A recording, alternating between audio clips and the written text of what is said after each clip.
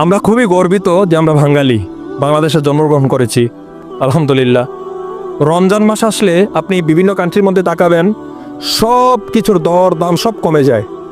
কেন কমে জানেন? তারা মনে করে বছরে একটা মাস, এই মাসের মধ্যে যদি সব কিছু কমিয়ে দেয়, মানুষ সবাই খাইতে পারবে, আল্লাহ তাআলা এর ফজিলতে বরকত দান করবে। আপনি বিভিন্ন যেই কোনো দেশে তাকান না কেন, গোটা পৃথিবীর মধ্যে, তারপরে মানুষ দেওয়ার জন্য বসে থাকে। আর আমাদের এই যে একটা দেশ, আলহামদুলিল্লাহ, সিন্ডিকেটে এত পরিমাণ ভরে গিয়েছে, রমজানের এক সপ্তাহ আগে থেকে দ্রব্যমূল্যের দাম বাড়িয়ে দেয়। খেজুরের দাম যদি হয় 100 টাকা, ওই খেজুরের দাম আপনি রমজানের এক সপ্তাহ আগে কিনতে যাবেন, খেজুরের দাম হবে 400 টাকা। যদি জিজ্ঞাসা করেন যে ভাই কিছুদিন আগে 100 টাকা দিয়ে নিলাম, তিনি বলবে কিছুদিন আগে তো রমজান ছিল না। তাহলে বুঝতে হবে রমজান মাস সিন্ডিকেট নিয়ে আসে।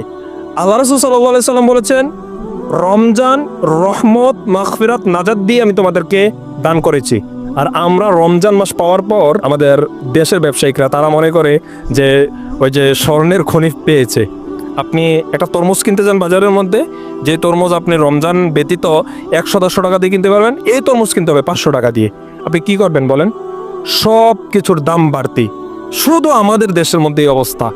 বোঝে না, সমস্যা হচ্ছে একটা, তাদের বিবেক নেই। শুধু চাহিদা যে এত বেশি, এই জন্য আমরা সব দিক দিয়ে পিছিয়ে আছি।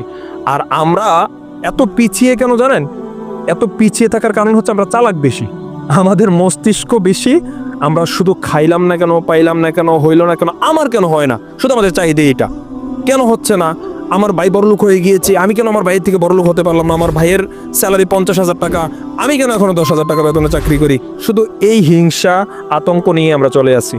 যেমন আল্লাহ রাসূল সাল্লাল্লাহু আলাইহি সাল্লাম বলেছেন, যতদিন পর্যন্ত তুমি তোমার অন্তর থেকে এই হিংসা, এই বিদ্বেষ দূর করতে না পারবে, ততদিন পর্যন্ত তুমি উপর উঠতে পারবে না। রাসূল সাল্লাল্লাহু আলাইহি সাল্লাম যদি চাইতেন, গোটা পৃথিবী তাকে দিয়ে দিতেন আল্লাহ তাআলা। কিন্তু 1 মাস তার ঘরের মধ্যে খাবার থাকে না, খেজুর খেয়ে খেয়ে রোজা থাকে। কেন? যে নবী এই দুনিয়ার বাদশা, আখিরাতের বাদশা, ওই নবী তো কোনো কারণেই খেজুর খেয়ে রোজা থাকার প্রয়োজন ছিল না। কেন ছিল? এটা উম্মাতে মুহাম্মদীদেরকে শিক্ষা দেওয়ার জন্য। আর আজকে এই উম্মাতে মুহাম্মদী সিন্ডিকেট দিয়ে ভরে ফেলিয়েছে।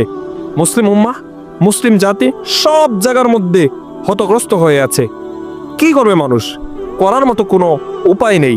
তাই আসুন আমরা একজন আরেকজনের সাথে দাঁড়াই, পাশে দাঁড়াই। অন্তত এই রমজান মাসটার মধ্যে, অন্তত এই রমজানের মধ্যে আমি সকল ব্যবসায়িক ভাইদেরকে বলবো, অন্তত এই রমজানের মধ্যে সিন্ডিকেট করবেন না। কারণ এমনও মানুষ আছে যারা সুন্দরভাবে ইফতারি করার টাকাটা তার পকেটে থাকে না।